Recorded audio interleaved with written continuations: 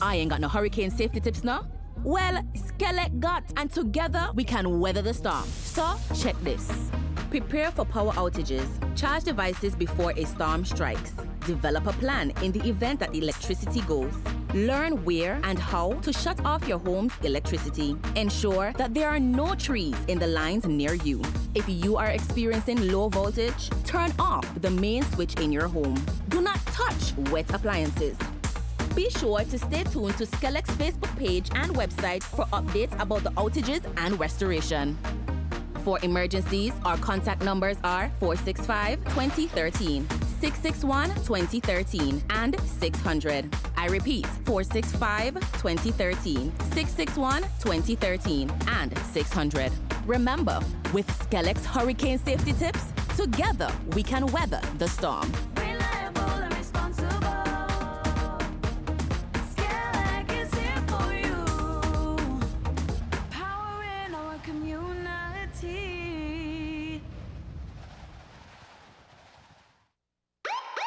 Don't throw those bottles away. Turn them into money today. Vitam bottles equal cash in your pocket. It's super easy. Just take those empty Vitam bottles to any Cara Brewery distribution truck or any drinks depot in St. Kitts and Nevis. We're keeping our beautiful Twin Island paradise clean. Vitam bottles equal cash back. Keep it clean, keep it green. Vitam bottle returns. Your bottles, your cash, your island. Back to school is here at Harper's. Yes, Harper's, it's where it's at with the widest selection of school and art supplies for all schoolgoers, from the tiniest preschooler to the big cool college students. Plus, everyone can enjoy a 10% discount and a chance to spin the wheel and enter our grand draw in September. And the bonus is, our friendly team is looking forward to welcoming you again and again and again. For more information, call us at 466-6500. Yeah, we got that.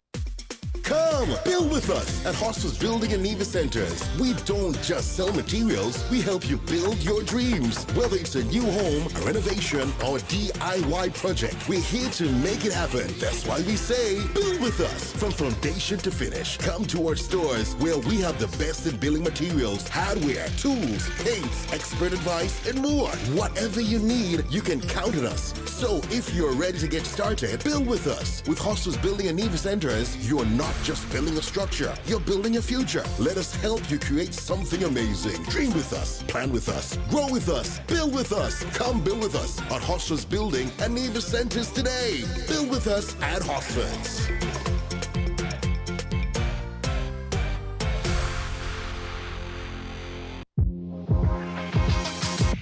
Welcome to Island Tea with your faves. Keep it locked in with us for your daily dose of hot tea, only on Win Media 98.9. Good morning, and how are we all doing this morning? We've made it to the end of the work week for most of us. It's now the 5th day of September 2025, just about 7 minutes after the hour of 8.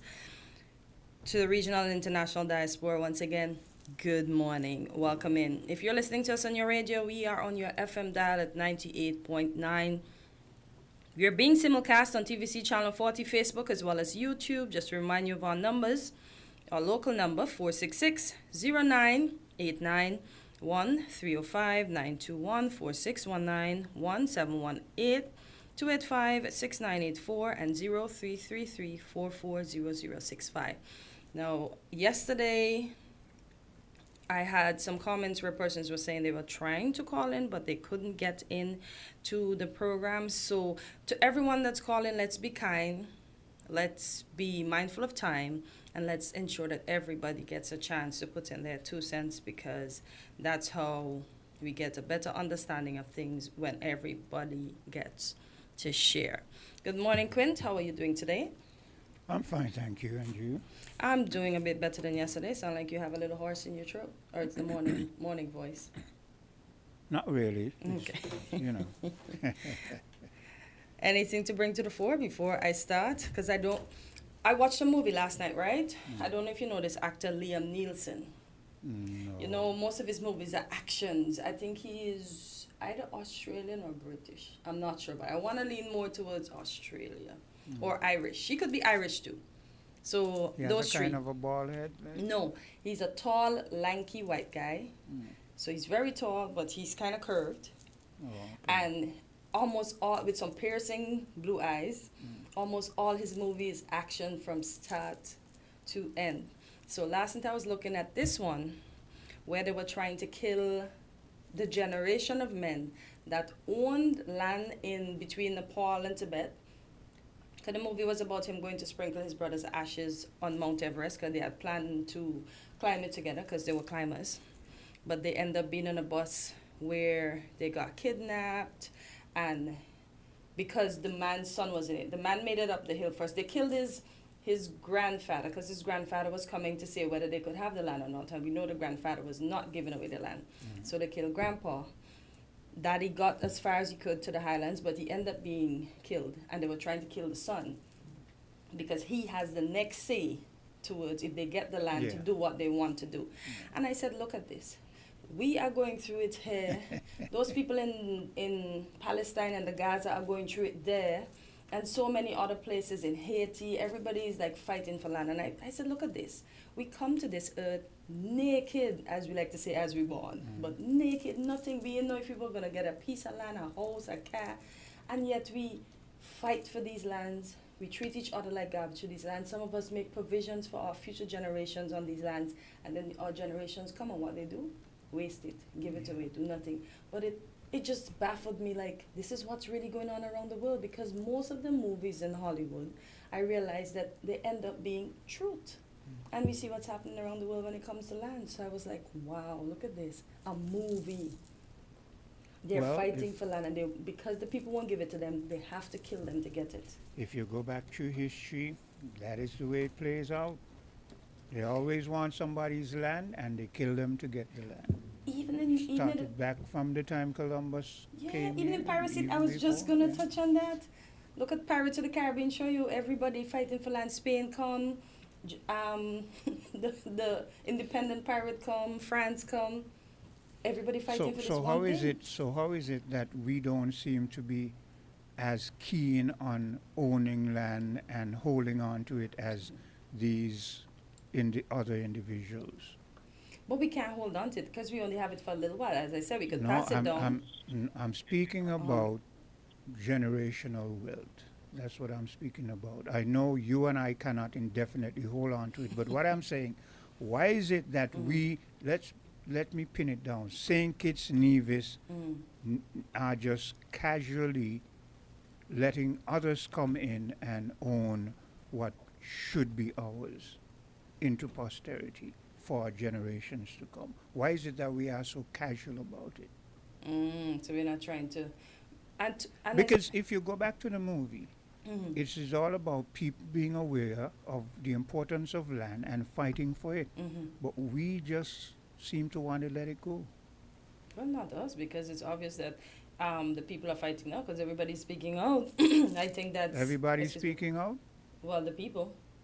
Who people? How many of the individuals you've heard on our programs calling in and speaking I know out? our program, the chatter is all around. Well, we don't... look, this is the thing with our people. We grumble among each other, and we don't let it be heard where it should be heard. Good morning, caller. Good morning to everybody. Yeah. Yes, and greetings once more in Jesus Christ's name, the only Savior of sinners from the sins and from hell, and the second person of the eternal Trinity. And like I just continue to say, we need to become a republic and get out the British Commonwealth as quickly as possible. The quicker, the better. Now, yesterday,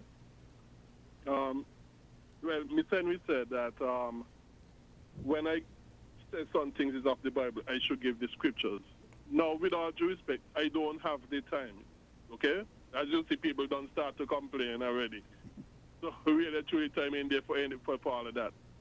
But I have done it in the past, but I guess Miss Henry has forgotten. I have done it in the past. So let me just what I want to say quickly, a few things quickly. To again, for a number of time in the past, again, I'm going to let me say this, Greg. People can say what they want, until I'm here sitting down and I look to see when the phone lights up, and when I see it light up, I engage. The only how I might not engage is if I'm close to a commercial break and I feel if I engage that person, it will just go further into the time and I need to take a commercial break. But I say that to say, if you and others who are calling don't call, these people who say they always want to call, we don't hear them calling. So keep calling until they call and they get through. Yeah, because I don't have a special connection to Win FM. Yeah. My connection is like everybody else. But I'm still going to be quick as possible. I'm still going to be as quick as possible. Again, just like Jesus, Paul, and other men of God and women of God too, but mostly men of God in the Bible, when they teach and preach from the scriptures, many of the time they use logical, rational deduction. Many of the time, Jesus Christ especially did that. And when I say that the government, it goes against the Bible for government doing this and doing that, I'm doing what Jesus, Paul, and the others did. I'm using for that issue logical deduction based upon what certain scriptures says and what you can deduce from them when they are put together. And for example, Romans chapter 13, verse 3, 4, and 6, verses 3, 4, and 6 of Romans 13 tells us basically government, the purpose of the God-given purpose of government is to pray, is to approve of those that do good and punish those who do evil. And 1 Corinthians 4, verse 6 says, do not go beyond what is written, and that it was referring to the scriptures. Don't go beyond what is written in the scriptures. So if God said this is your purpose in the scripture, do not go beyond it. And the purpose is, like I've just mentioned, that God said for government. Definitely does not punishing evildoers, praising those who do good. Definitely does not include government forcing employers to raise, government setting minimum wages and forcing employers to give a certain minimum wage to the employees. You cannot get that under what God said is the purpose for government in those passages that are mentioned in Romans 13. And like I said, 1 Corinthians chapter 4, verse 6 said, do not go beyond what is written in the word. Therefore, when you go beyond what is written in the word, you are sinning. And yes, in the Old Testament, God did give certain welfare laws for the welfare of the poor. But God never gave civil punishment for those who refuse to follow the welfare laws.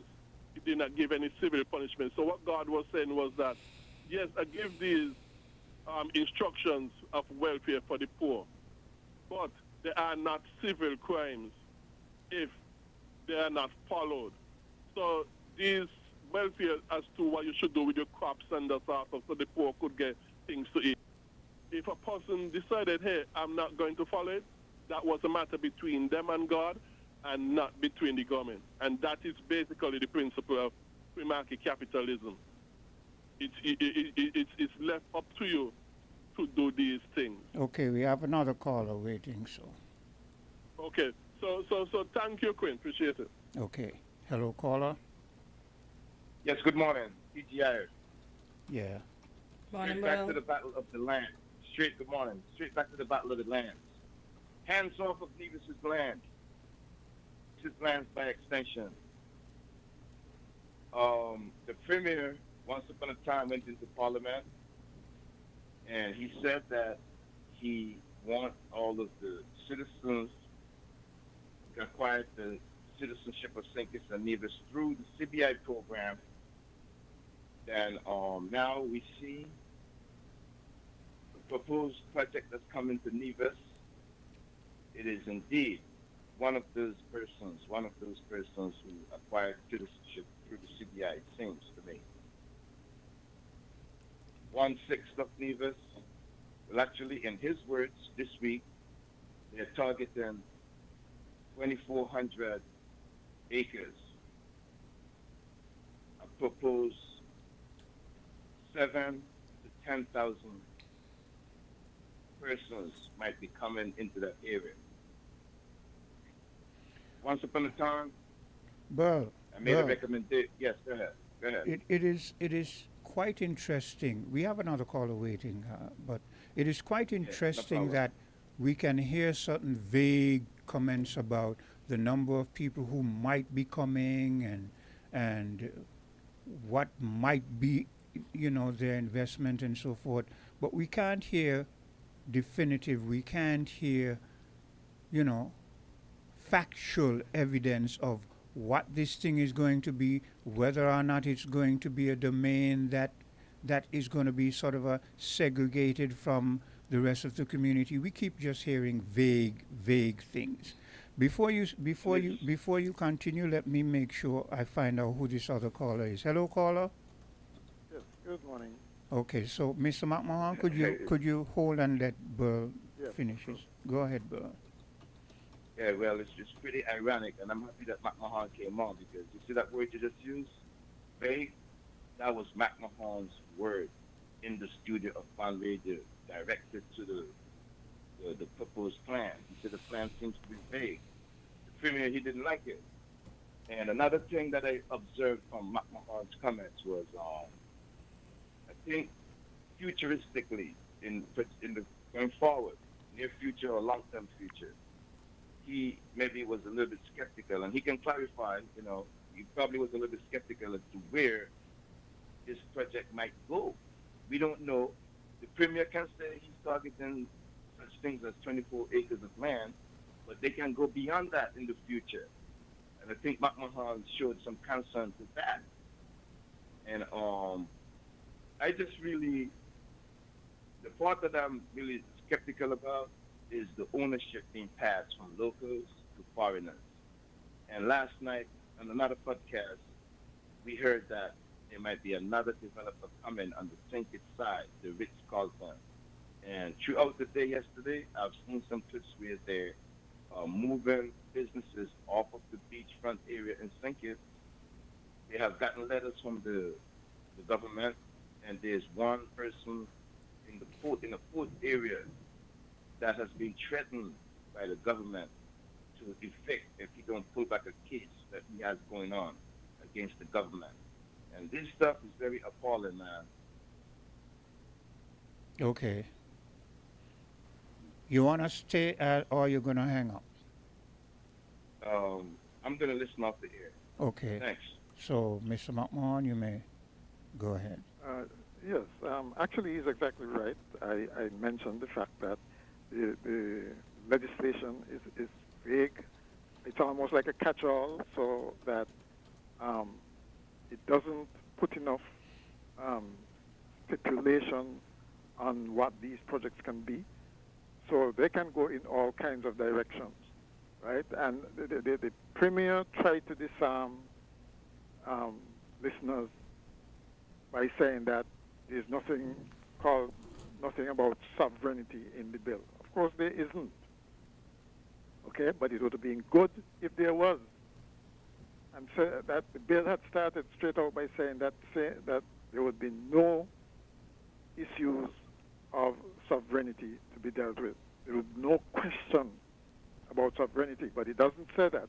Sometimes what it doesn't say is just as important as what it says. Yeah. Okay?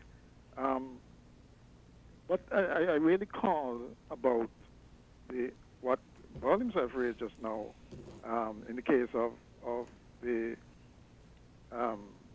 yacht storage facility down in New Guinea. New Guinea. Yeah. Okay. That I find really troubling. Now, I guess there are several sides to the story. I understand the Attorney General is supposed to come out to be on later. Maybe he may talk about it and explain himself more. But on the face of it, it doesn't sound or look good. Because here you have a local businessman, okay, who has over time. I mean, it was. I found really fascinating how that place just, gradually exploded to the point where so many of these boats are down there. Yeah. Okay? And he made an extremely good point in noting that it's next to a heritage site. Now, I don't know. I'm sure you've been to Brimstone Hill. Could you imagine? And since the facility, the boating facility, was expanded, could you imagine those boats being replaced by rows and rows of containers? Could you imagine how? To store what? What are they going to put on the land once they move in, Mr. McMahon? Well, Francis is suggesting that it would be a container transshipment site. Okay. Okay, and so I'm saying if that's the case. Yeah, it would mess up the aesthetics. Of course. Yeah. And you have to wonder, and that is the problem, I suspect, right? You have politicians who go and make deals. They're not they're not persons who deal with things like aesthetics and ambiance, feasibility stuff and those kinds of things. Yeah. Right? They all just see a deal, right? And don't rely on expert people like Francis, and so you end up in confusion. To me, it's obvious that for a UNESCO World Heritage Site, you'll be very careful with the surroundings. Yes, on most that definitely. Site. Yeah. Hold a second. There's another. Hello, caller. Yeah, Quint, it's me again, man. Okay, well, hold and let Mr. McMahon finish his point. Go ahead, Mr. McMahon. Yeah, sure. I was going to say, Francis said there were other options, better options. Well, at least I would have thought that they would at least explore those, because you know that when you have hurricanes and so on, especially coming from the west, or rough water coming from the west, that the area between Old Road and New Guinea, it seems to be very highly affected. I guess because, like Dorchester and so on, is flat. Yeah. It's highly affected. So you'd think that there probably would be a better place, probably reclaim some land there, so that the land mass is protected, okay, by the revetment works and so on, rather than go down to Brimstone Hill. And just the idea that you might be evicting a successful local business in preference to some foreign entity is obnoxious, I find. That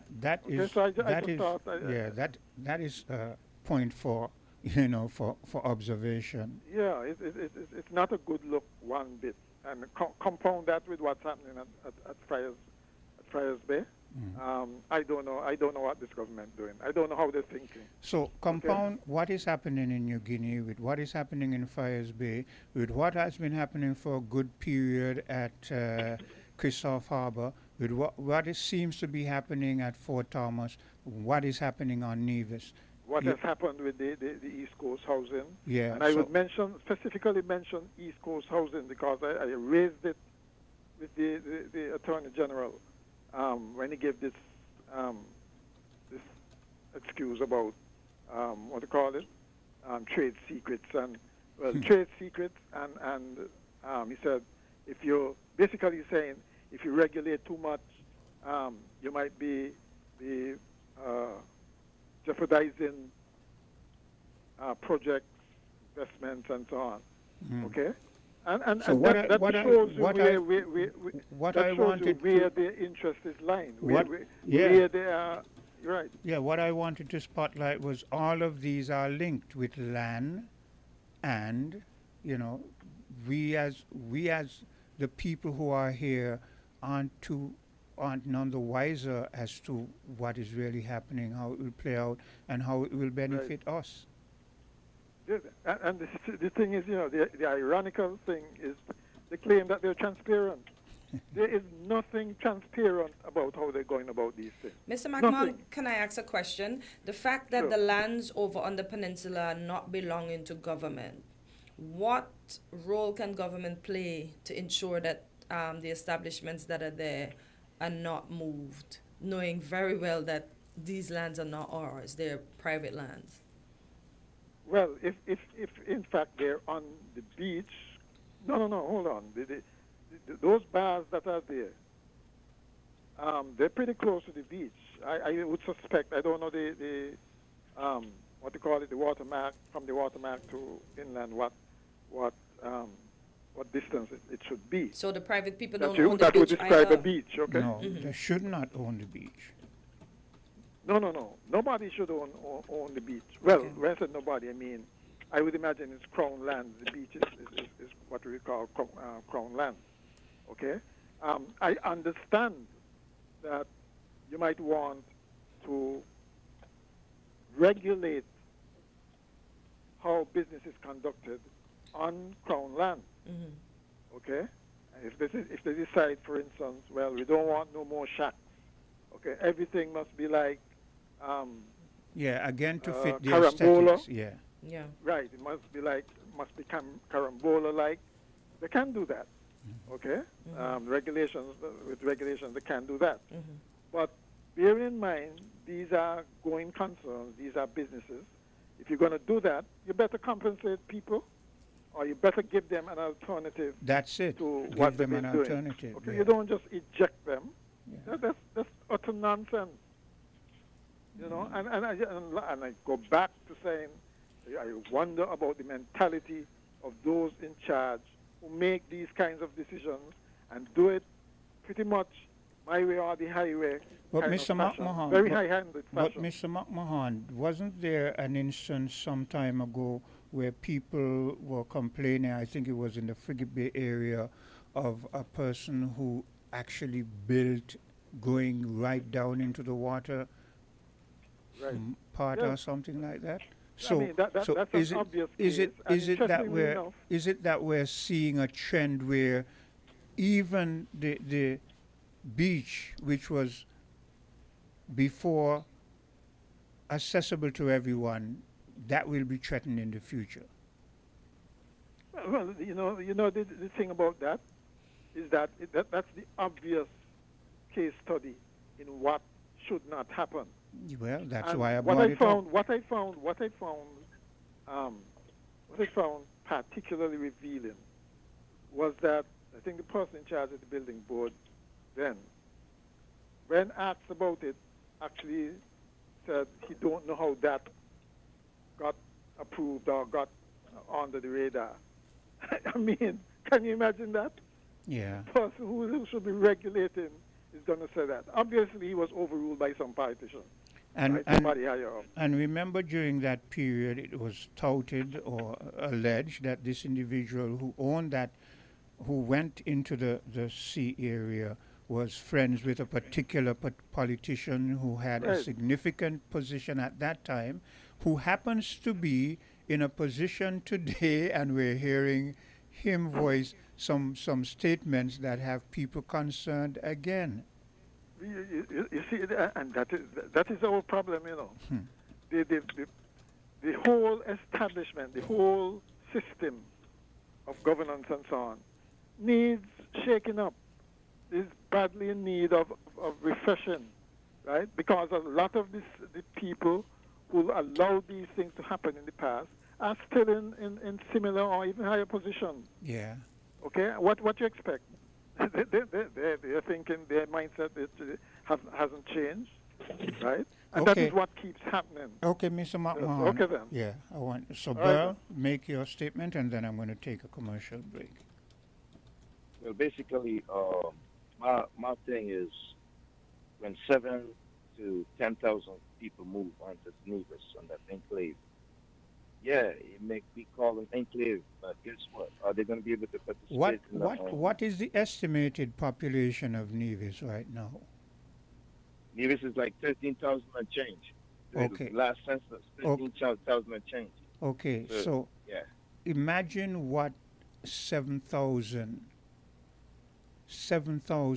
added in a particular area. Now we're hearing, look, the more we hear this thing, we're hearing all kind of things. A lot of them might be speculation, but they are concerning because now we're hearing that a threat might be posed to the voting populace of Nevis in relation to... Guess what? Yeah, because if these individuals, let's be hypothetical, if these individuals decide, well, we're going to, make sure that a government that we want stays in place, or they can easily sway the voting numbers. Yes, that's one of the points I wanted to come back in with. So that's another thing that is popping up out of this discussion. Yes, I wanted to come back in with that point, and bear in mind, a lot of these acreage of lands, I believe it's in Marks District, St. John's, and extends around to the other representatives district. If they advance on that side and go all the way around to like Brickhill and Butlers, if they need that land in the future. But I just wanted to come back in with that last point, and I'll leave it here, man, so you can take your commercial break. Okay. Thank you for your indulgence.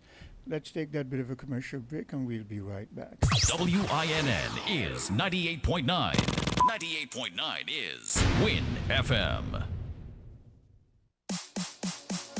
If you need protection, you need one who you can trust. To secure your investment, you need one who'll do you just. TDC Insurance, you're the one that you can trust. TDC Insurance, you're always safe with us.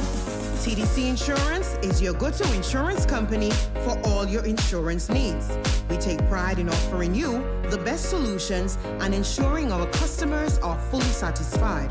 TDC Insurance, we take good care of you, guaranteeing you peace of mind. You're always safe with us.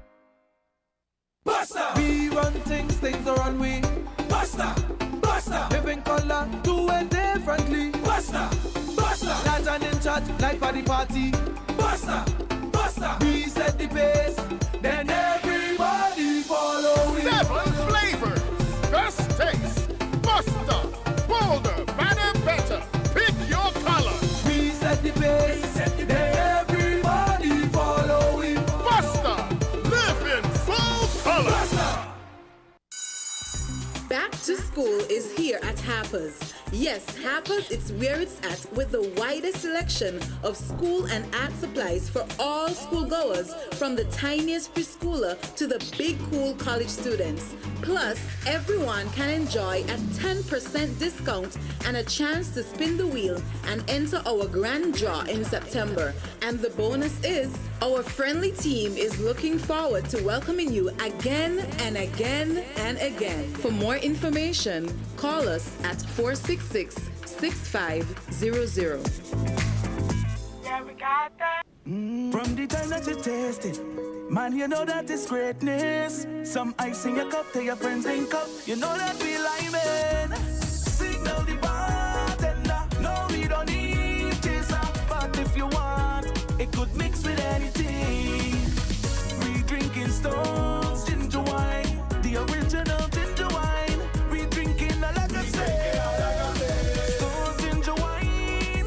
Greatness is forever. Kids and neighbors, it's time to celebrate! We're raising our glasses and saying cheers to 20 years as your trusted telecommunications provider. And because we love our amazing customers, we're giving you the chance to win. Every week, we've got exciting prizes just for you. And that's not all. Step into a cash vault for a shot at $2,000 in cash. To qualify, switch to Digicel, activate a 3-day plan or higher, pay your bill in full, sign up for postpaid or a new Digicel Plus internet package. Stay connected, keep enjoying the best service, and get ready to win. 20 years strong, and we're just getting started. Visit a Digicel retail store today.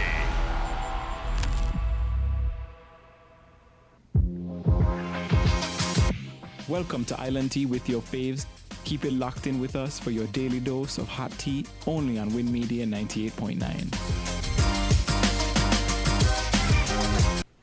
And we're back And on we have a caller. Island Tea. Go ahead, Quinn. We have a caller. Good morning, guys. Morning. How are you doing? I'm good. How are you guys this morning? Fine, thank you. And you? I'm good. Thanks be to God. Okay. Now, yesterday, Quincy, you were talking about, you play a tape about, getting a person to say 19? A black, the black person that invented something. Well, you know, we can learn. I learned that a black inventor, Frederick McKinley Jones, he created the first mobile refrigeration truck. Yeah. In 1938. Yeah, that is true. Quint, black people are genius, you know. They know why it. we don't get the credit. They know and you it. know, he did not even gain the wealth from it. Mm-hmm. And when I listened to it, how he actually taught himself engineering by going to the library and reading books, and how he come to invented the truck. I guess they were they were thinking chicken. Yeah. They were transporting chicken, and the chicken keeps spoiling. And one day he was on the golf course with his boss, and his boss said, bet I think it was $6 or $9 that his friend can invent something that will solve that problem. And that's how he come to invent the refrigeration truck. Yeah. Wow, I'm amazed. But anyway. Look, they know it, you know. This is why we are always, look around the world, the one race that is being oppressed by everybody, and everybody seems to feel that they're superior to this one race. Well, if you're so superior to this one race, why are you fighting it so? Because it's a lie. It's a lie. They know they're not superior, Quint. It's a lie. It's a lie. That's why they got to fight us down. If you're walking down the road and you see someone coming towards you who is looking scrawny and shivering and like they're ready to crumble down to the ground, right? Are you going to feel that person, are you going to feel so threatened by that person that you're going to go and beat them up and lock them up and say that, man, I mean, they're inferior, when you can see it? It has to be that when you're walking on the beach, you see somebody who's big and muscular, and you feel that there's a threat to you. Why you would find a reason to imprison them, beat them down, and say that they're inferior. But Quint, you don't need that. The point is, you don't even have to be big and strapped. Your melon is enough to bring fear. It seems like. Well, yes, that is why I was using a hypothetical. But you can you can broaden it into anything that you wish. You know. Right. Just the melon. The melon is what's bring the fear. It seems like. But somebody on the wall is saying that I guess they want to talk about the 125 deportees that I guess returned to the Federation. And they're looking like no one is addressing that. Well, when did these deportees come back? I'm not aware of that. Me neither. When did they come back? They said it was from reading here. He said it was in the news. It's on Tuesday from the U.S. He said they return on Tuesday. It was in the news from the U.S.? That's what the person on the wall says. Well, we've been hearing a lot of things coming from the U.S., and when we check some of them, I don't know if you think credible. it's news it was on, but they said it was in the news that 125 was returned to the Federation on Tuesday. Well, I guess we might have to look into that, but I wasn't unaware of that. Okay, well, I'll continue listening. Yes. Thanks, Cleo. And this is why I said to Greg what I said, because you have something that you feel is important to disseminate, call in and disseminate it. Don't just get on the wall and say, well, why aren't you addressing that? We're not aware of everything. You might be aware of many things that we're not. This is why news reporters say if you have information, call, and they give you their number and they say, call and give us the information. So call and give the information and say, well, this is my source and blah, blah, blah, blah, blah. Or say it is alleged and we're not, so it could be looked into, yeah. Okay, so this post said land every day. So I guess they're tired of hearing of land, but that's an issue at hand. We don't bring we may bring up an issue, but you notice the callers continued along that vein. Yeah. If a caller calls in and says something and we accommodate the discussion and you have something different, that is what I'm saying. Call in and say it. If you feel land is, bring in what you have to the fore. Look, the caller just now, she came in and she spoke on something that was not to do with land. She spoke about an invention. So you have the right to bring in whatever. I always say, whatever you feel to bring to the fore, bring it. And if we know about it, we'll engage you. If we don't, we'll allow you to elaborate on it. Hello, caller? Yes, Quinton Cotton says to me again. I'm going to be quick again. Try to be quick, even quicker this time. Now, what if all of these energies that we are expending towards this land issue in Nevis, and we should. I'm not saying we should, but what if? You mean you're not saying we shouldn't? Huh? What you're saying, we shouldn't or we should? No, we should. I think we should. We should speak up against wrong. Okay. But what if at the end of it all, the people in Nevis go and vote back in Matt Brantley again? Well, that mean they're pleased with it? It is the people's choice. We Yeah, can't. that would mean they're pleased with it. Excuse me. Yeah, but That's number one. Number two, McMahon said something. And you gotta be careful. They have to be careful. Now, McMahon said the government have the right to say concerning the beaches, because we all know the beaches are owned by the government. They're not private. We all know their beaches are owned by the government. But McMahon said they have the right, which is true. Yes, it is true that they have the right to say, okay, you want to put on something on the bridge, you have to be, they could say you have to be at the standard of the standard of Carambola. He said they have the right to do that. And yes, it is true, because they own the beaches. No argument with that. But I'm going to tell you what, though. But I thought they Carambola, said people don't own the beaches. They own the land, not the beaches. Right. Yeah, that's what I said. Government own the beaches. Okay. So what I'm saying is that even though you might have a right to do something, it might not necessarily be wise to do it, Because if the government was to say, you have, if you can put something on the beach, you have to be of the standard of something like Carambola. But you got to remember, Carambola, I think they own the land. So nobody gone in the right mind, I think, gonna put on something of the standard of Carambola and then own the land that they put it on at. Well, But someone else said they could lease the land too, or rent the land from whomever owns it and put down proper property. I guess he was just being like he was just bringing a scenario and not being precise, but just trying to show an example that the government can decide the aesthetics of the area. For instance, the government might say, look, we don't want anything that degrades the value of the business environment in this area.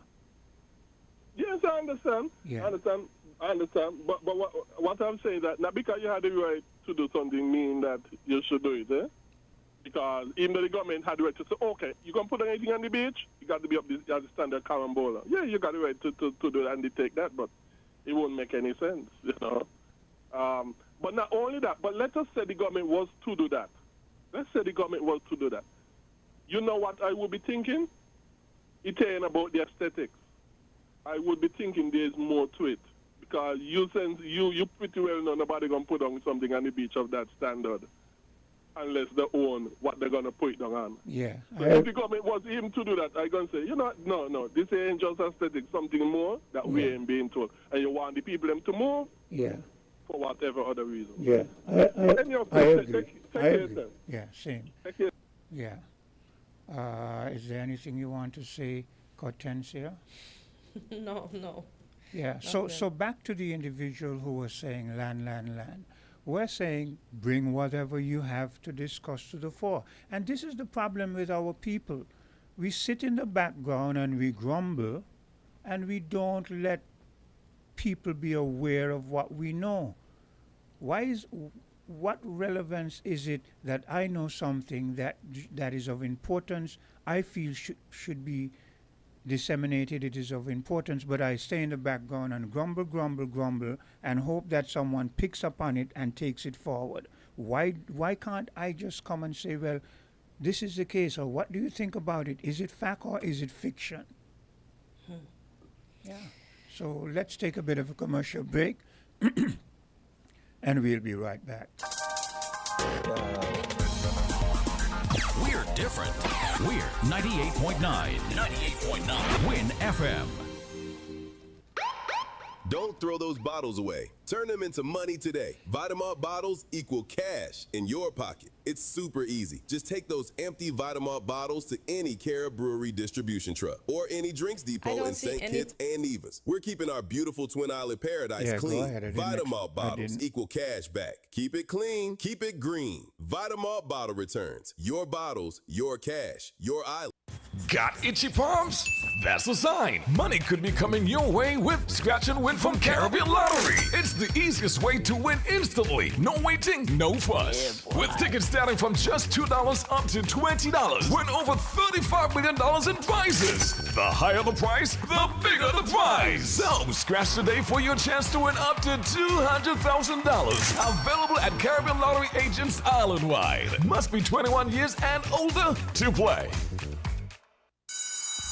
Back to school is here at Harper's. Yes, Harper's, it's where it's at with the widest selection of school and art supplies for all schoolgoers, from the tiniest preschooler to the big cool college students. Plus, everyone can enjoy a 10% discount and a chance to spin the wheel and enter our grand draw in September. And the bonus is, our friendly team is looking forward to welcoming you again and again and again. For more information, call us at 466-6500. Yeah, we got that. Welcome to Island Tea with your faves. Keep it locked in with us for your daily dose of hot tea, only on Win Media 98.9.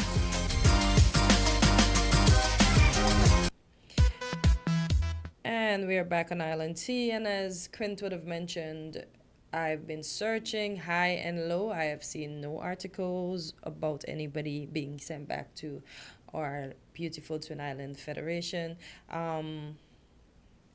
If the person that raised the issue can send me something, then I can go through it and do some further investigation as it pertains to that. But I have not seen anything. I have not heard anything. This is why I often say, if you have something, bring it to the table and ask the question. Say, well, hello, good day. Is this WinFM? It is alleged that so-and-so happened. Is it true? And if it is true, could you look into it? Simple as that. But you're going to stay in the background and grumble, and we don't know. So everything that you grumble about, we're supposed to just go and put it in, and we're media who's supposed to be responsible. We don't know everything. And sometimes it is breaking news also. Hello, caller. Hey, greetings. Quint, let me ask you a question. You say you spent some time on St. Thomas? Yeah, I grew up in my earlier years in the U.S. Virgin Islands. Yes, St. Thomas, and I remember as a young chap, I would have to go over to, I think it was Tartola, when my time ran out. You know how it goes, right? To get a renewal of your status, legal status. Yes. Yes, definitely. Let me ask you this question. Do you recall Lakeside Chicken in Smith Bay? No. No. Okay. There was a popular eatery in Smith Bay by the name of Lakeside Chicken. Yeah. And I'm going to mention this to get to the beach. Now, that place was popular the way it was. But a strange thing happened. They knocked down the old building and put up a new building, and they never see the customers again. I say that to say this, that if Gregory's, mentioned Carambola, if Shipwreck, let's say for instance Shipwreck was to adapt,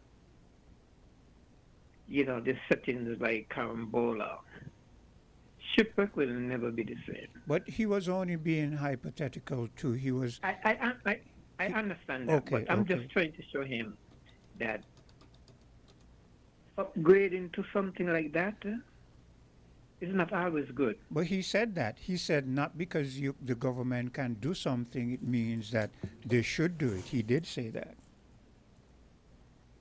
So I don't think we should really, I don't like the idea what's going on there. But as you speak of the Virgin Islands, you remember in the vicinity of the airport, when you go to the airport in the Virgin Islands, in St. Thomas, that there's a beach property there, there was a hotel there, and it was like black people couldn't go on that beach. And I remember, I think it was Cyril King or someone of those who became a leader, and he decided, no, but done with this, done away with this. And so they passed a ruling that the beach would be accessible to local people. So from then until now, you can see local people being there. So if the U.S. Virgin Islands can do that, why is it that we want to move in a different direction where you want to take your people from off the beach? But, I'm glad you mentioned that, because even though that is the case, it is not the same, because the hotel playing about noise music coming from the beach. The same thing in the parking lot. Every weekend we used to get the parking lot jammed until the governor decided that they're making too much noise. He can't sleep. So they drive the people out of the parking lot, they drive them off the beach, and there's nowhere to go anymore. Oh, so it has changed again? This is what I'm telling you. Okay. But that was way back when I was a boy, so that would be almost in the Neanderthal era. Everybody complaining. I remember, I don't know if you're familiar with Sapphire Beach. Yes. Every weekend we used to get this jam out there. Until we get this white man and just said, hey, look, I don't want you guys here no more. Yeah, that is a very important thing, because the same individual in the Frigate Bay proximity who put that, structure going down right into the water line, a lot of times when the hotels or people were having functions, he would consistently call into the police and say that he's being disturbed. And even the police would grumble and say, but what do you mean, come on, he got the people in there and they make, but he particularly, would make noise, and because of who he was and who it is alleged that he was linked with, yeah. And I was looking at a podcast, and this heavy-handed approach by the Attorney General's office. I mean, talking about the same property, doesn't that letter he wrote to those people apply to the same homeowner? Well, I don't know. Maybe, and I put stress on the word maybe. It is something about being selective, Maybe it's about your financial status, or the pigmentation of your skin. I don't know. I'm just speculating. And I want to mention one last thing, and I'm going. Now, there was a case between Patches and the Attorney General. And, you know, in that ruling, the thing that caught my eye was the part where the judge saying whether the law was enforced or not, you committed a crime. Now, let me show you an example. You're coming down the street, there's a stop sign, and because coming, you do not stop. You broke the law. Just by not stopping, you broke the law. But because nobody come in and you think nobody see you, but whichever way, you broke the law. Yeah. Let me ask you something as you speak about the law. Someone had made mention of you some time ago, and I said I wasn't too sure, but I think that you were an ex-police. Is that so? You don't want to go down that road. Okay. You can leave it there if you don't want to. Yeah, I'll leave that there. Okay. Yes. And I'm glad you mentioned the police, you know, because why are the police still wearing the colonial uniform?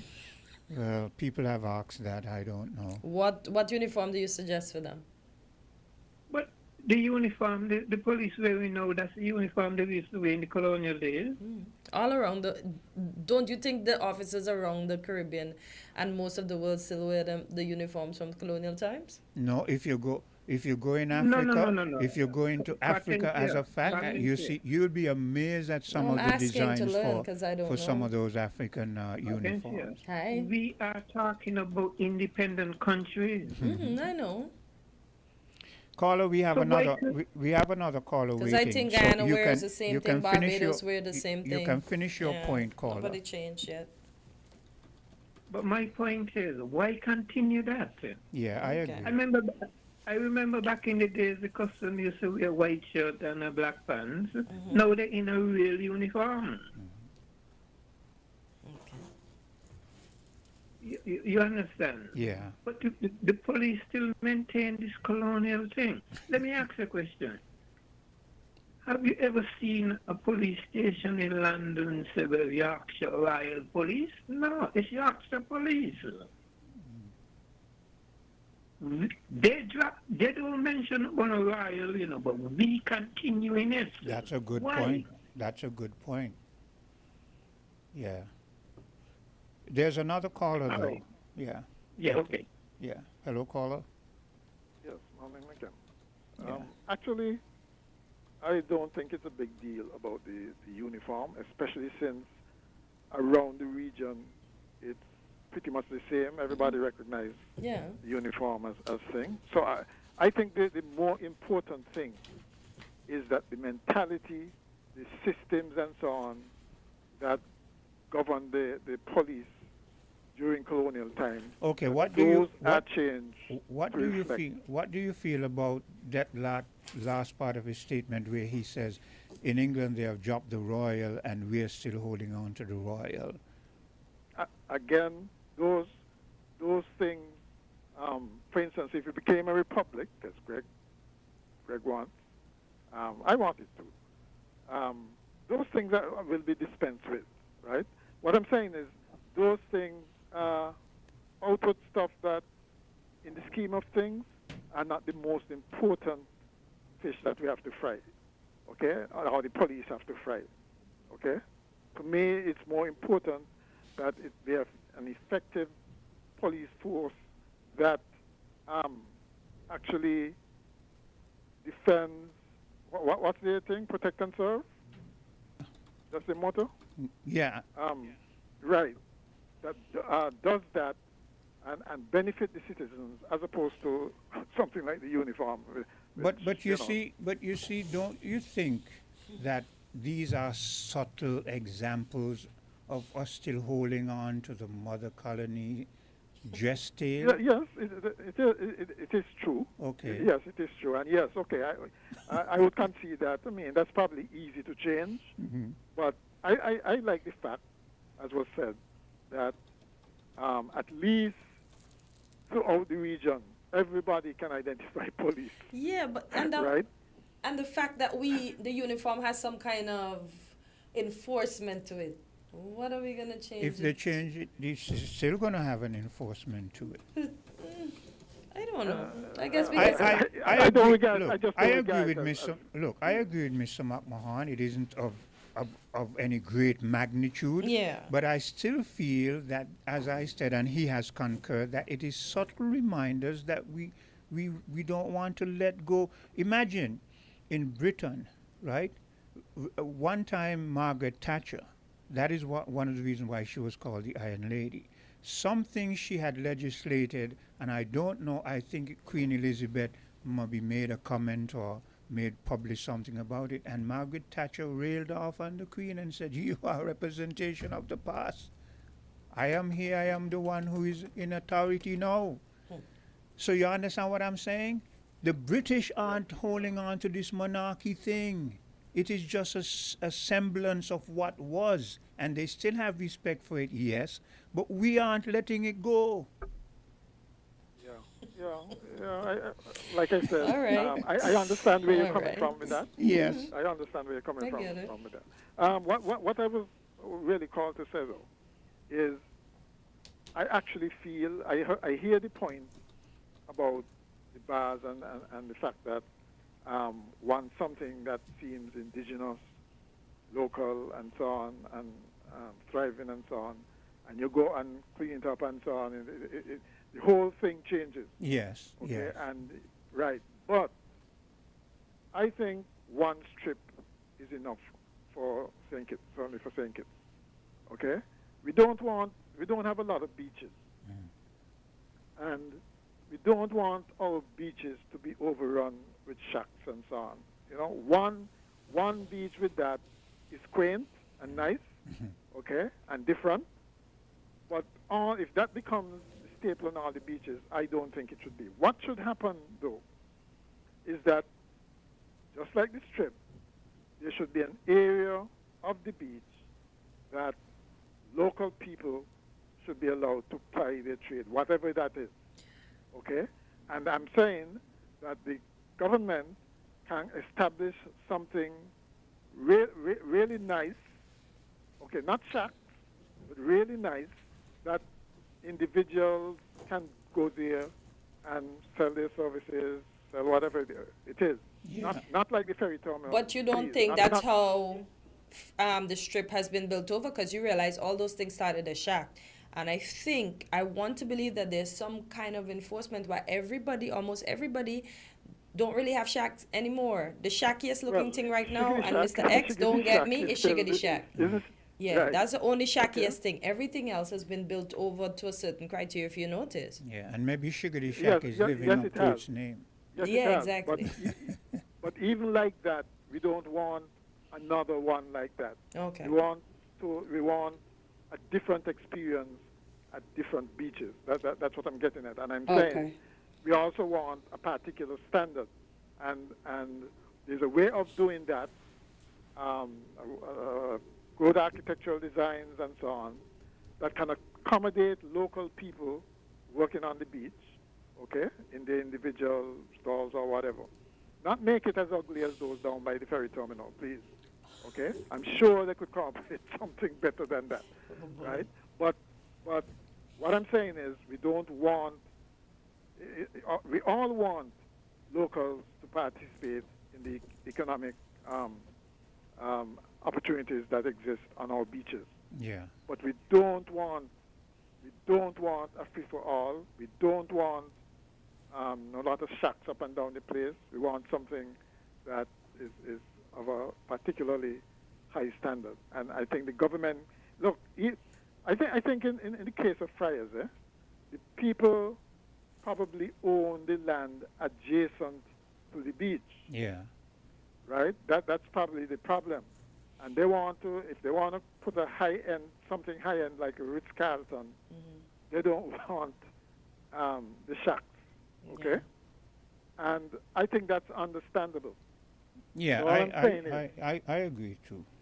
Yeah, and all I'm saying is... But Mr. McMahon, you got to be careful, though, even though I agree with what you're saying, it doesn't seem to want to end there, because I heard a lady sitting in that chair where Cortensa is right now, just last Monday said, and she's a taxi service provider, she said that they are being told, people are coming and saying, we don't want black people on the beach. I mean, what she said, that actually happened? That is that is what she says is being touted. Individuals of a different pigmentation are coming and telling them to their faces, we do not want black people on the beaches. And don't say it is outrageous, because we remember what happened on Nevis not too long ago with children playing on the beach, and a particular lady lays down on the beach and Quinn, if you were on the beach and you saw something like that happen, what would you do? I don't want to even think about that, like, because like No.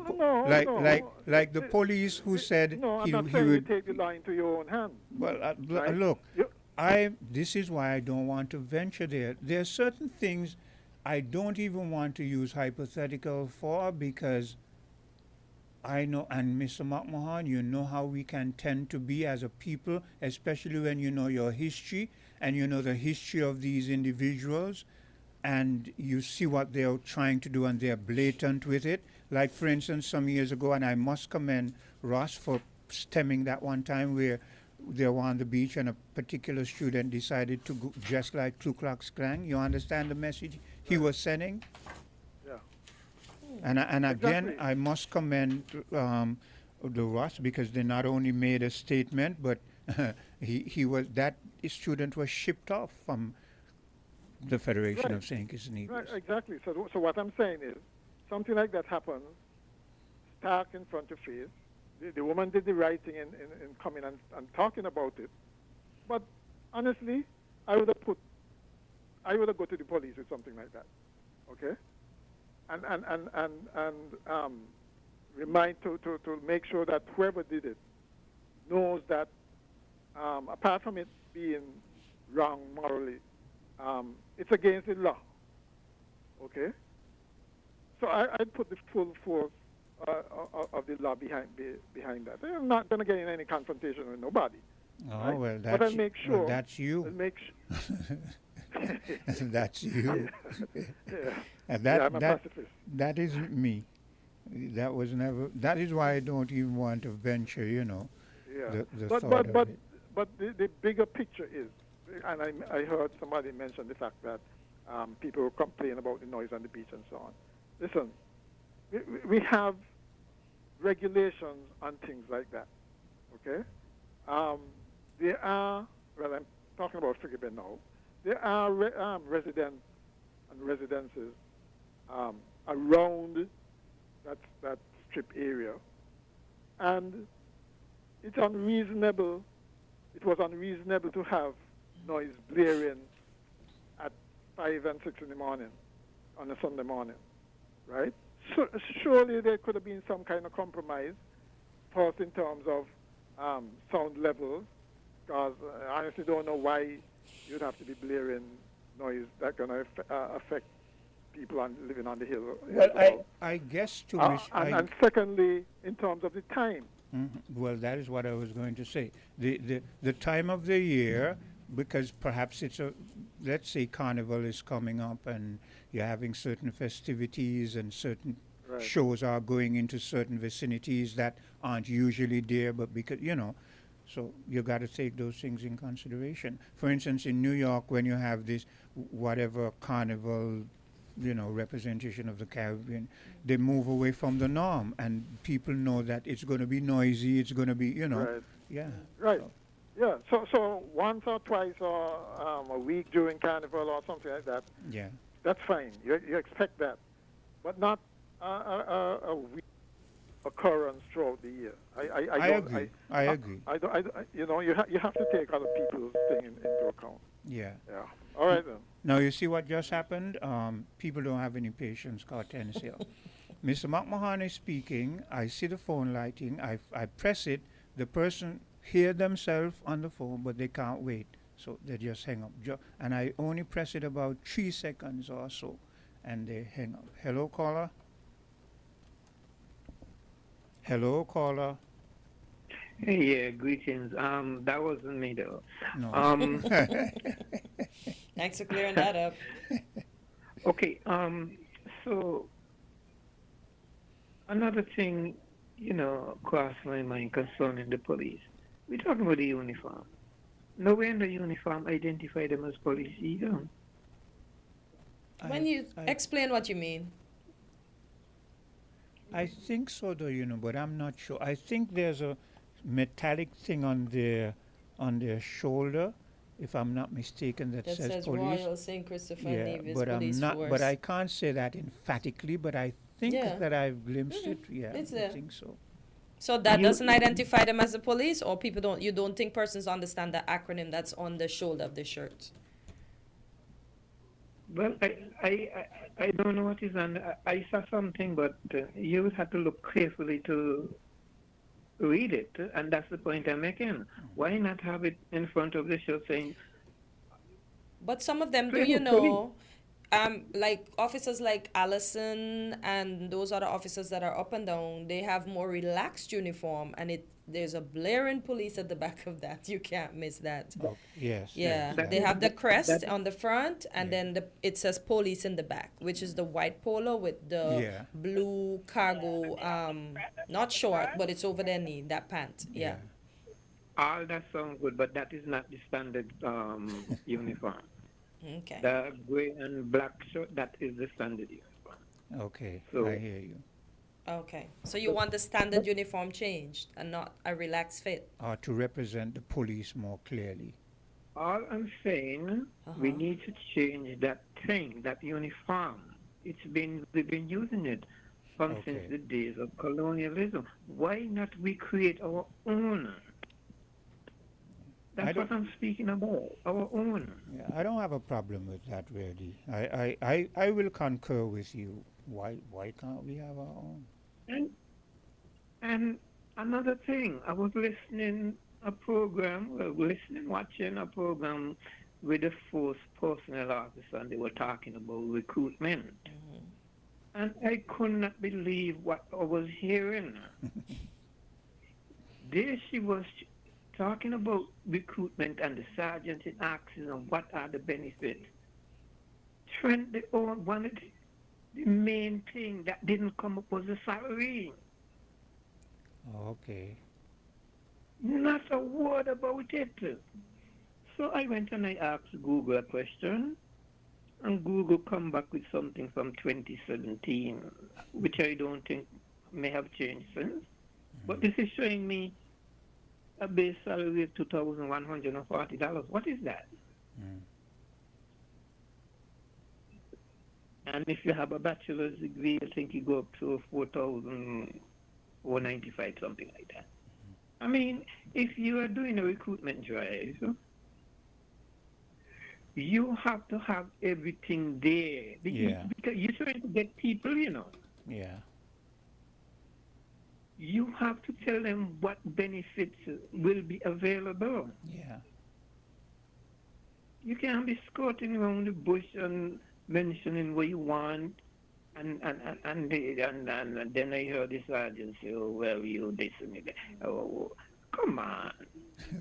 There was no mention of the salary. Yeah. There's another caller holding, so you can finish your point. As if they're trying to hide it. Well, everything is hidden in St. Kitts anyway. I agree with you, though. I agree with you, though, that when one of the things they should put forward is what the salary is, because it is part of what you are entitled to. Hello, caller? Quinn? Yes. Yeah. It's me again. Now, you and Mr. Mama, when you all was speaking, you all end off on a point on noise and the saucer. Was it in reference to the person who built the house on the beach? Not necessarily. What he was saying is that any individual within a given area should not be bombarded with noise every night. And I agree. Well, I'm going to start to disagree with that and in certain cases. Take the Anchorage, okay? area. Now, the anchorage was there. Then, for years, then somebody come and built in the vicinity. And that person complained, I understand, about the noise. And Anchorage was harassed. And I think that may have helped put them out of business. My thing is, if a place has been, whoever is, okay, if a place that's having noise and so was there first, don't establish everything. They are known for their noise. In other words, let me put it a little better. They are known for having entertainment till very early in the morning, if not around the clock. And don't establish with that. And you go and you build a house in the vicinity. I don't think they should accommodate you. Well, I think you should accommodate them. Here's the thing. We all remember the Anchorage. And in truth and in fact, the Anchorage didn't have noise every night. There were times, depending on the time of the year or depending on whatever festivity. But for the most part, when you pass in the vicinity, you would see the lights there, you would see people dining and whining, and you would hear little, mostly back in those days, you might hear stereo system that wasn't too loud, or you might hear steel band music, which fit into the aesthetics and the ambiance. So that wasn't too bad. So when an individual comes, here's where I'm going to agree with you though. When an individual comes and build in that proximity, you don't expect that when Anchorage is going to have their festivities or whatever, that they should accommodate you, because it's not every night. But you must realize that this is a business, and the business does certain things at certain time. And when you choose to be there, you would have to live with it to some extent. Now, if it was every night, then that would be a problem, because people need their rest. It would not be a problem in my books if it was every night, because they are known for that. They don't establish, and you went there. Greg, you meet them there, you went there. Greg, we know, again, I hear what you're saying, but you're using a hypothetical. But we know, tell me what establishment you know that has noise every night. No, I'm saying if, like, it's hypothetical, Okay. even if that was the case. Okay, I hear you. If that was the case, I still would not have listened to that person who went and built in there, because you know the place is already established and they are known for such. I'm saying even if that was the case. Well, let me use another hypothetical, and I'm going to incorporate you in this hypothetical now. Knowing you, Greg, if someone was to come in your proximity and start to make noise every night, and a business establishment, and it wasn't, I feel maybe even if it was Jesus based, you might have a problem. But even if it was Christian music, I would complain. Okay, so then how is it that what is good for the goose isn't good for the gander? No, there's a difference here. There's a difference here. If I go and I build my house next to somebody who's already established and this is the activity, I have no right to complain. But if I am here and that business come and build next to me, then they're supposed to accommodate me. No, not if it's a business that would have entertainment at different times. I'm not even speaking about every night, but on occasion they will have, it's a business, and that business that might be having a banquet, might be having a fashion show or whatever, and so it must accommodate you? I believe who was there first should have first preference. No, not when it comes... When it comes to disturbance. No, when it comes to noise... No, when it comes to noise and music, I say, yes, there are times during the day and that starts, but I'm talking about like after hours. After hours, you're doing that. After hours, you're doing that. I think who was there have first preference. If your music go beyond certain decibels, for example, your business, you come next to me, and you have a band blasting up to the highest and that sort of stuff. No, I think when it comes to those extremes, the people who were there first have the first preference. If I go and I be next to them doing with them already doing that, I should accommodate them. If they come to me, they should accommodate me. Not, I think not if they have first preference. not if they're business. But here's where I would agree with you though. They cannot. They would have to reduce certain decibels. One, and number two, I think that there might be a law that unless it is a particular time, there may be carnival or blah blah blah, that when it hits like 11, 12 o'clock, you should cease and desist with excessive noise. So yeah. Yes. But like I say, hypothetically, that is where I stand. Who was first there? When you're going out of the norm, who was first there should be accommodated. But anyhow, take care, Quinn. Okay. Thank you, Greg. Let's take a bit of a commercial break and we'll be back. We're different. We're 98.9. 98.9. Win FM. When can I open my eyes? Not yet.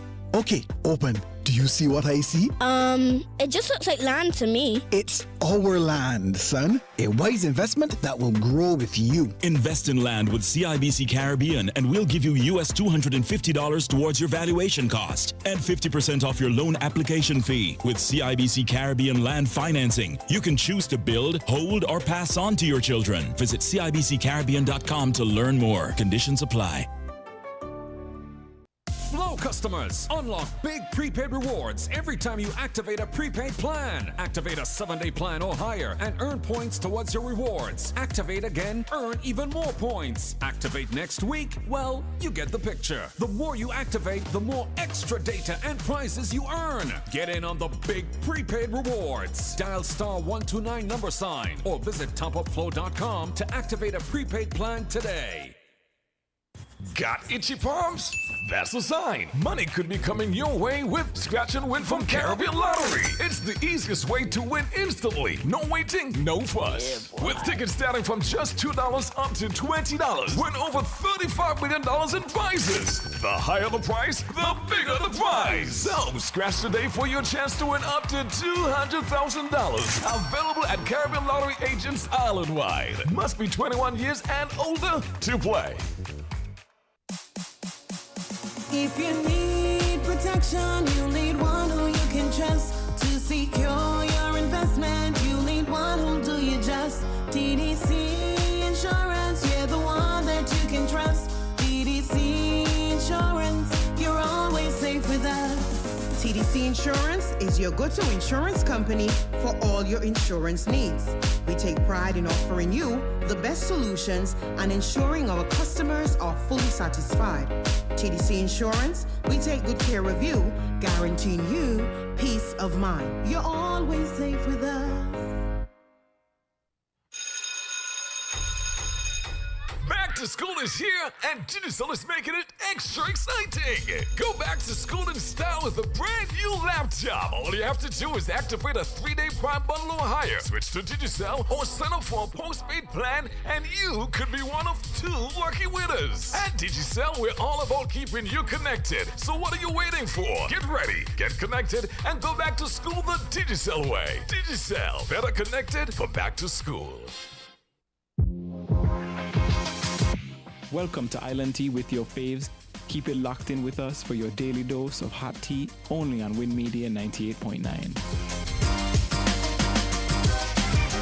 And we are back on Island Tea as we continue our discussion. I had a clip here to play, but now I don't see it anymore. You know, once you move from something, it disappears from you. Is that what you were trying to adjust just a while ago or something otherwise? It would have been otherwise, Okay. but I can't find it now. It was just showing that it was a black tongue in the U.S., and the government used eminent domain. They didn't have a town hall. They didn't talk to the people. They took over the town. I think back then they paid, the clip was saying $500 to all the owners. Churches mash up, houses mash up, establishments mash up, and now it's a Washington Dulles International Airport. Hortensia, my dear, that is look, there are so many. History is smattered and scattered with so many histories of black individuals who've set up towns successfully, and the government bombed them out of existence, flooded them out of existence, just went in and massacred black people out of existence. So what you're referring to is almost a haven in comparison to what history is replete with, those disasters. And again, it refers to, if we are so insignificant and we are so inferior, why is it when we set up places apart from you and we show that we can be successful, you go and you destroy them? And history is full of those examples. Oh boy, this is why I don't like to. When people hear about history and they hear about integration, right? They might think that black people have always wanted integration. Black people, because of the history of black people, especially in the United States of America, black people have felt that segregation was best for them. And instances they went and segregated themselves, built their own societies, and were thriving, and then the whites felt, what? They're living over there better than we are living over here? How dare they, in their black selves? And they destroy them. So not you, but let people do their research as far as that is concerned. I'm going to play a clip, and it's going to segue from, for someone who might be saying land, even though we've had segues because we've spoken about the police, we've spoken about different things this morning. I still want to know what uniform the police should have, because what do you call those ones? The ones in the blue uniform that also says police. They drive around in the black bus. What do you call those? What? Task force. Yeah. The task force doesn't wear the normal uniform. Is that an okay uniform? I see officers in Jamaica, because over here, once somebody says something, I go looking. I see over here Jamaica has that same uniform and a few other camouflage places. usually? Not camouflage. Oh, well, it's blue. But it's kind of hard. It resembles the style of the camouflage, but it's not camouflage. The task force in most countries have them. Now, as to your question as to what kind of uniform the police should use, it depends on the creativity of whoever is going to design it. They can. This is where a democracy comes into play. You are a democracy. You're moving into the future times, and you use your imagination and come up with whatever design you feel is, will portray what you want it to portray. Again, go and look at some of the uniforms of some of those African countries, and you will be amazed when you see some of the colors and man, I tell you, especially when you see the ladies on parade, man, good looking autonomies, you know what I'm saying?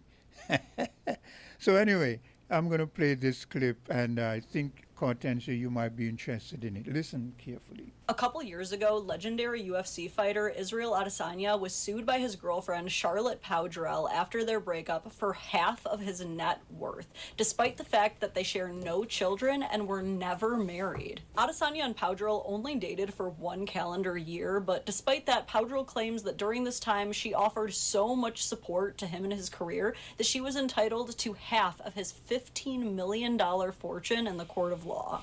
As a history lesson, Izzy made his UFC debut in 2018, but had a professional MMA career since 2012, meaning his long-standing career dated back about a full decade before he even knew Powdrell. Now, it may be possible that during that year, Powdrell did offer a lot of emotional and possibly even medical support, but these demands for half of his total net worth were just made so much crazier by the fact that they never were married. Well, the courts have come back with a ruling, and they have decided that not only does Adesanya not owe Powdrell any money, but that Powdrell owes Adesanya for damages. In what appears to be the Uno reverse of the century, the courts have demanded that Powdrell must now pay Adesanya half of her net worth, which the courts estimate to be about $500,000. And this is what happens when you F around and find out. She really walked into that courtroom thinking that she was worthy of half of every cent he had ever earned, and the courts looked at her like, yeah? You think you deserve half just by existing as the significant other? Bet. Go ahead and give him half then. I just know of all of the brutal knockdown, drag-out cage matches this man has been in, this fight had to feel like one of the best victories of all of them. I hope courts continue to recognize and punish such obviously greedy and vexatious litigation like this, because Izzy was actually scared. I saw that he was starting to transfer the majority of his wealth to his mother's name just in case. But ladies, remember, if there is not a ring on that finger, that man don't owe you nothing. And men, protect yourself at all times. And I'm glad that's coming from a female, okay? But look, the other day, the girl that tried to get all of the guy's money too, she was married to him for a certain time, and she figured he made enough money, and she divorced him and asked for half, but everything was in his mom's name. I don't know who gave him the blight to say put stuff in your mom's name, but maybe he realized from the beginning what her intentions were, although she might have came in to... Maybe he didn't realize from the beginning, but maybe during the relationship, you know, there are signs, and maybe he saw them and he have everything in his mom's name? And he decided to gradually do that. Yeah, but because you heard the girl say... But you're not the wife. What are you entitled to? That's why most of these people have prenups.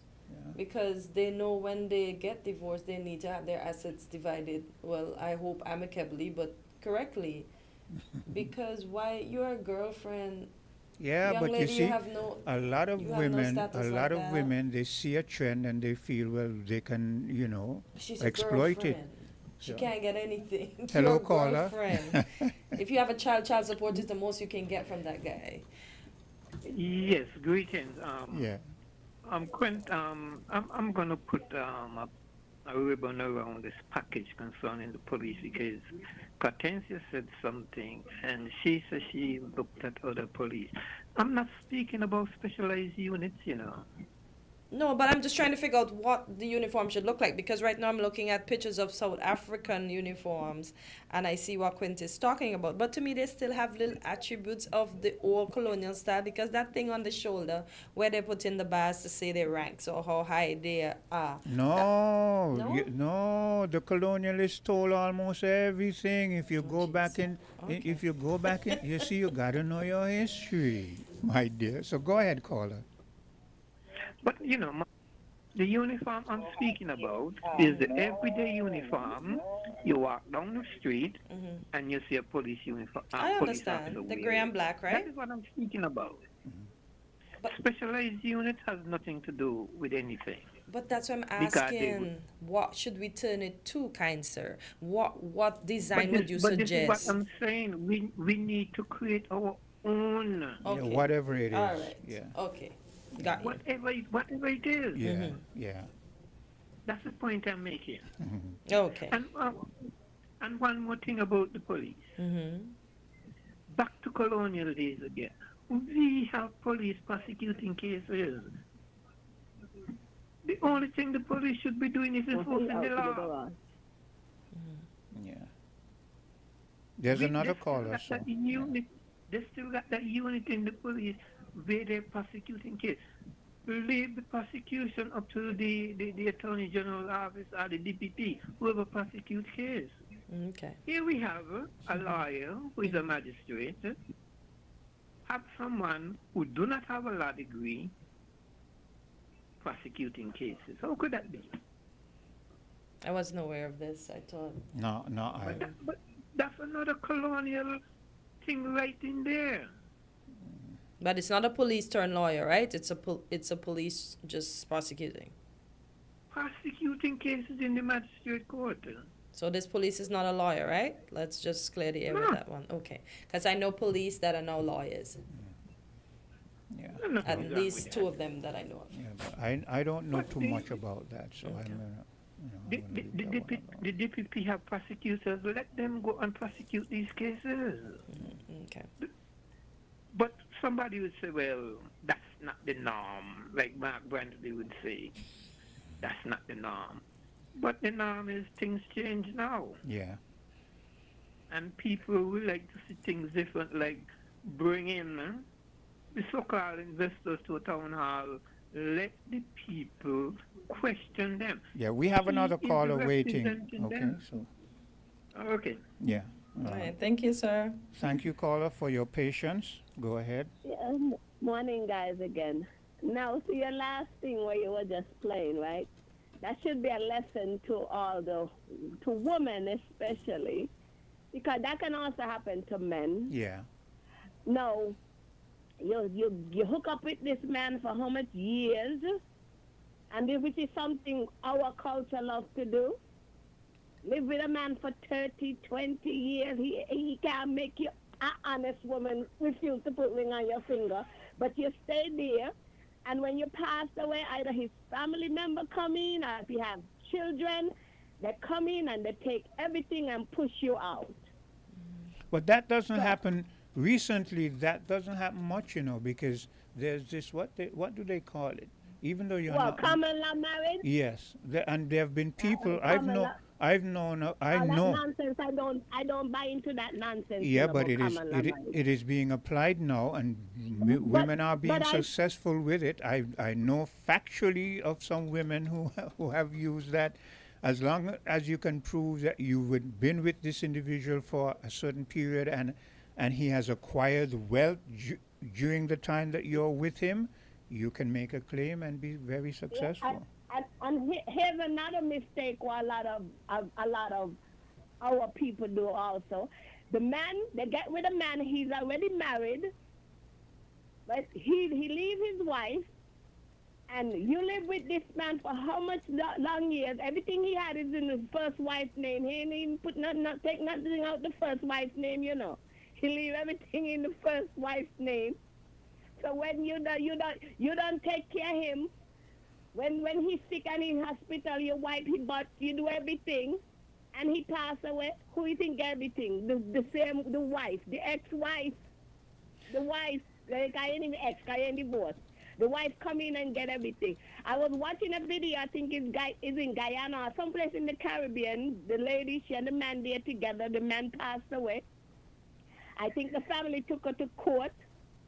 Marshall Bailey came, and they couldn't even, she said, I'm not fighting for anything. Just give me a chance to move. They didn't even refuse to give her the chance to move. The family come and knock down the door. Knock down the door to tell her to get out. Well, if an individual in that case know their rights, the part where you spoke about if it's in the wife's name, that's a different scenario. If it's in her name, you lose. But if it's not in the wife's name, in an ex-wife's name or some other person's name, the family can come and knock down the door, and you take a recourse, and they're going to lose because you have proof that you've been with him and you've contributed. But that was not what we played. What we played was an individual who hooked up for a man for a short period. 1 year. And feel that she's entitled She's to not even a wife, what he she's a has girlfriend. acquired. So that's a whole different instance. I think I saw that story on the internet. But that's what a lot of these, especially if they know you're famous and you're rich, that's a new trend now, Yeah. trend. Yeah. Quick, they hook up with you. What they say, make sure you get the bag. Yeah. Get a child, get that bag, because they're telling you, secure the bag. Yeah. Well, now some of them will realize that it does not always work in every instance. So, Exactly. yeah. Look at the young, I think he's a football player. He be a basketball player that got married just the other day. They're already done headed for divorce. She makes sure she secure that bag. She got pregnant. Yeah. Oh, you mean the football player? Travis. The black guy that married the Hispanic girl? She was not really into the brother. She was. But the family won the brother. The brother didn't listen. All when she kissing What her, the she old look people like say, she's who drunk. don't hear do what? Feel. when he's kissing her, she look like she grossed out. Yeah, she disgusted. You look at her face like ew. You don't see people making fun of Rick Ross now too. Cleo, now that you talk about it, they said his young girlfriend, she's very reserved and whatever. People even making fun that she needs to fix her hair, and I'm saying her hair is fixed. Her hair is nicely combed back in one, just because she's not wearing an extension or anything. But then they're already warning him that she's only there for the fame. So it's yet to be seen what will happen with that relationship as well. Rick Ross is a case on itself. He has been having these problems from he just seems to pick up the kind of women. Oh, we don't know this young lady yet. No, I'm saying I'm looking back at his history. Okay. This is, it is, look, I'm not, Rick Ross, you said, you know. You know Rick Ross, right? Yeah. The Rick Ross. Yeah. The boss. All right, guys. Yeah, he All has, right, clear. he has over and over and over, he picks up these women and he treats them like, and he overspends on them, and people have been warning him, brothers and But this one sisters could and be so on. different. She doesn't wear a lot of extensions. She pulls her hair back. She twists it around. It looks like she has length in her hair. And people are saying, oh, he could have at least fixed her hair and whatever. Well, I'm not speaking about the fixed hair part. I'm saying that Rick Ross seems to attract or be attracted to the wrong ladies? to gold diggers. Oh my God! Yeah. What Hello, if this one caller. isn't? I'm not speaking to this one. No, I'm just saying. Hello? Hello. Good morning. You're live on Island T. Yes, good day. Hello? Go ahead. Hi, we can hear you. Oh, I thought somebody else was there.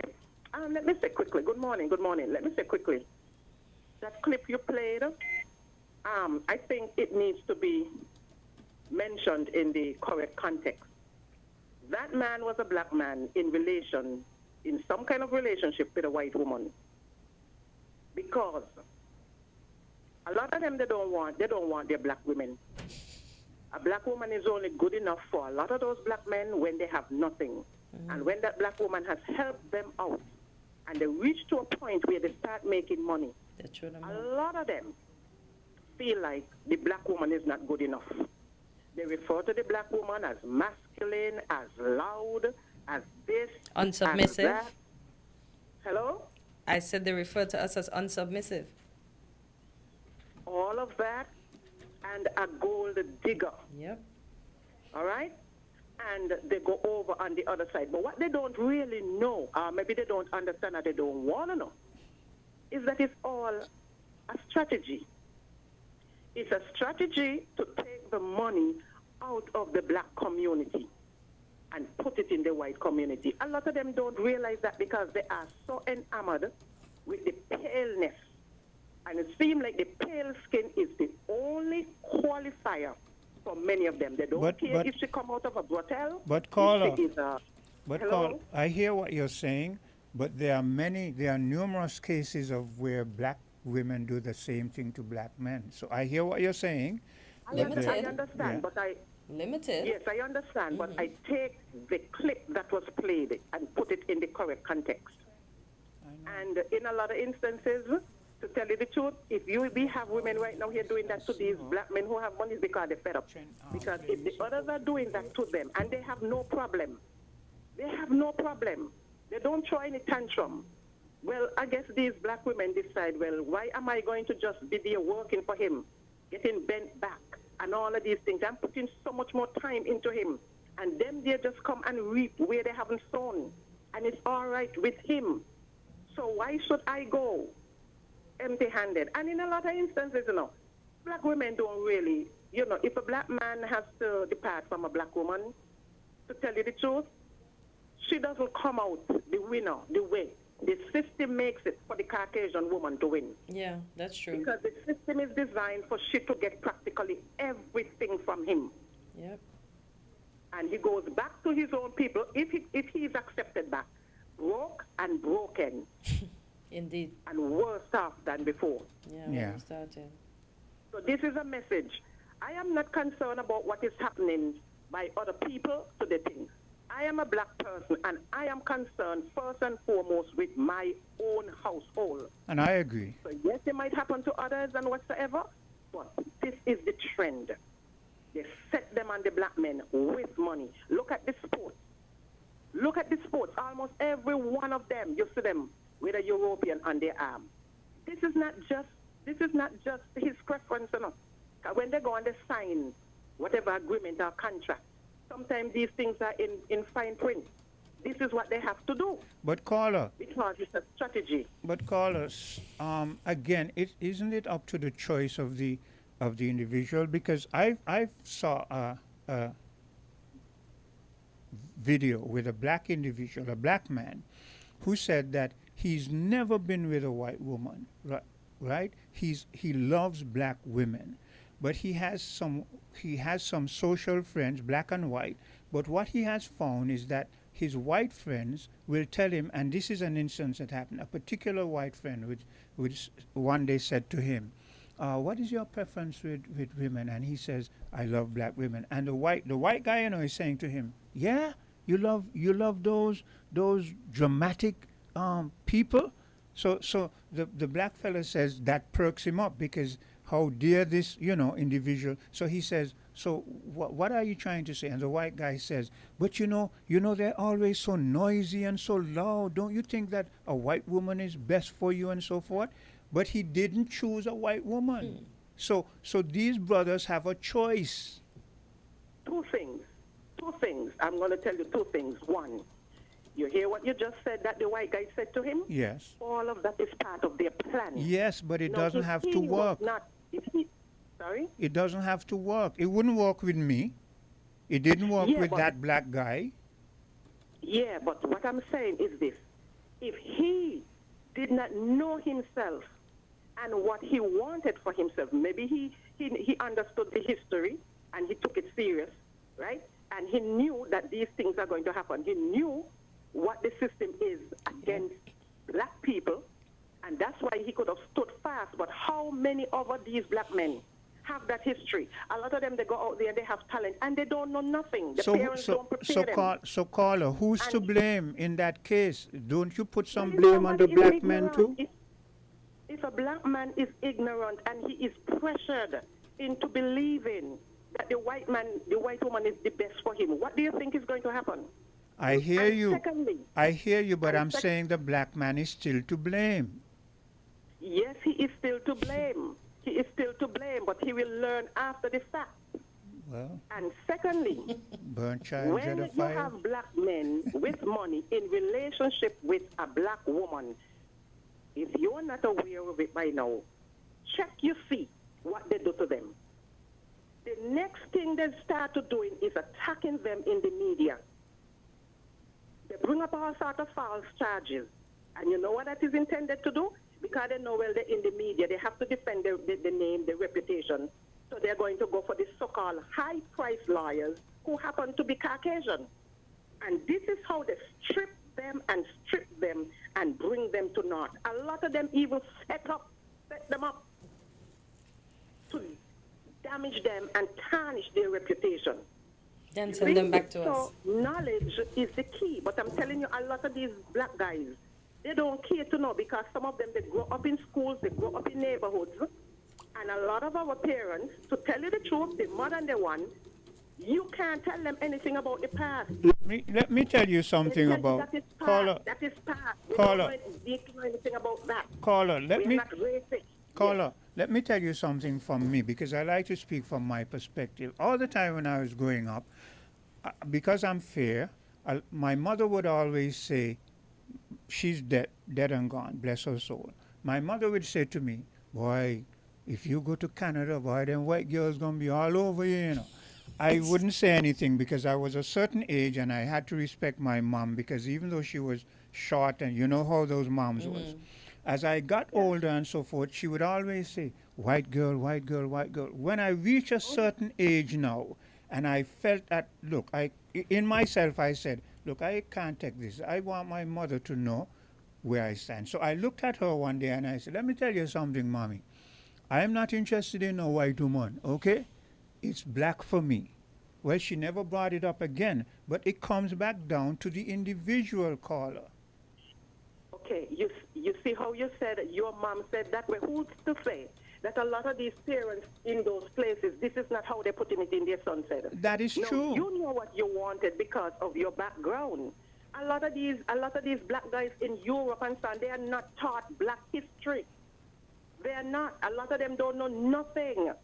And if they bring up something to do with black history, it's always a corrupted version that shows the European as the savior for the black people, so they will never ever see themselves in a good light. I'm telling you. That I know. For the most part, you're right, and they don't know history. That is why the other day when you made the statement and you said that you do not agree with whites adopting black children. I kind of agree with you too, because when these, even though they may say they have the best interest, they do not subject those black children to their own history and let them mingle with their own people and that kind of stuff. So yeah, I hear you, but I still feel, because no one taught me, you listen to me today. I grew up in, look, when I was in the Virgin Islands, because there were a lot of libraries and I was always inclined to read, I looked for books that I could learn from. When I came from the Virgin Islands and came back here, I was amazed that I was coming from a U.S. country to a British colony, and there was nothing about my black history, but I had already begun to pick it up. When I was delving into Greek mythology, I always asked myself, well, where's African mythology? And I look for that. But how many individuals are doing that? So the onus too is, one must look in themselves and ask, who am I? Where am I heading? You understand? And then you will get answers. Yeah. Yeah, but you see, one of the things again, right, when these black men do that, you know how badly they speak about black women, and then when they are beaten by them, they come back to the black community for support. If the black community will stand up and say, hey, look, no, you have already left, you have made your decision, we are not going to support you, then you see a lot of them too. So you see, the black community too, they have to take the blame for what is happening, because they encourage these sort of relationships. On the one hand, they see the problems, they understand what is happening, but then they still support this thing because in public they don't want to be seen as this or seen as that. Mind you, love to say, oh, you're racist. Black people are supposed to have emotions. They're not supposed to stand up for themselves. The time they see a black person who feels strongly about themselves as a black person, it's a problem. Mind you, caller, having said all of that, I have 5 children. And if one of my sons come home with a white woman and he says, Dad, this is I might not feel good about it, but it is his life, and I'm going to allow him to live his life. Yeah, the same with me. I will allow them to live their life, but I am not in that because and keep my fingers crossed and hope for the best. You understand? You need to accept your decision. Yeah. Okay? Yeah. When it comes to relationship, that's why we have black male and black female. That's why you have the Bible says every seed reproduces after its own kind. Yeah. We can go to work, we in the same environment we work. We can quote unquote get along. And you can do whatever you want to say. You have whatever social friends or whatever, fine. But when it comes to relationship, intimate, no, it can't work. Okay, caller. It can never ever work. Okay, caller. I don't care how somebody might come out and say, oh, if you're Christian, it can work and God this and God that. The Creator not bring no confusion. Okay, caller, we have to break. We'll have another program coming up in here. Thank you for your contribution. Thank you for your contribution. We have to break a little as early as we could, because there's another program coming up. So say your goodbyes, Hortensia. Yeah, have a great weekend to all and see you again on Monday, God spare. And the same from me. Found the sound 98.9